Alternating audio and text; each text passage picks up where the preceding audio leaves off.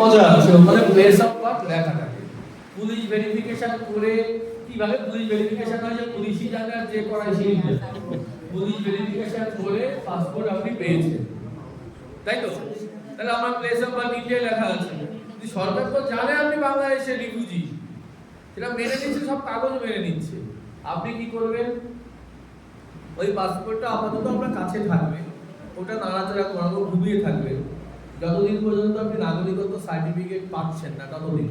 নাগরিকত্ব সার্টিফিকেট যখন আপনি পাবেন, পাওয়ার পরে পাসপোর্ট তো বেশি দিন বাঁচে না, খুব বেশি হলে 10 বছর বাঁচে, তারপর তো মরে যায় নাকি? 10 বছর বাঁচে, তারপর আপনাকে রিনিউ করতেই হবে। যখন রিনিউ করতে যাবে, অথবা সার্টিফিকেটটা যেদিন পেলেন, পাওয়ার পরে আপনি যখন অ্যাপ্লিকেশন করবেন আবার রিনিউ করার নাম করে, সেখানে আপনার প্লেস অফ বার্থ চেঞ্জ করার অপশন আছে। দেখবেন অপশন আছে প্লেস অফ বার্থ। আরে প্রবলেম তো জন্মস্থান নিয়ে, প্রবলেম তো আমার মাকে নিয়ে, আর কাউকে নিয়ে তো প্রবলেম নয়। ওরা বাবাকে নিয়েও লাস্ট পর্যন্ত প্রবলেম করে না, মাকে নিয়েই প্রবলেম করে। জন্মস্থান, মাতৃভূমি।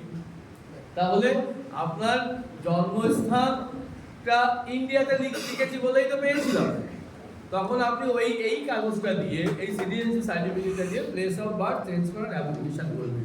একদম পরিষ্কার পাসপোর্ট একটা লেখা আছে। আপনার জন্ম যদি ভারতবর্ষের বাইরেও হয়, তাহলে সিটিজেনশিপ সার্টিফিকেটটা আপনাকে প্লেস অফ বার্থ চেঞ্জ করার জন্য দেখাতেই হবে।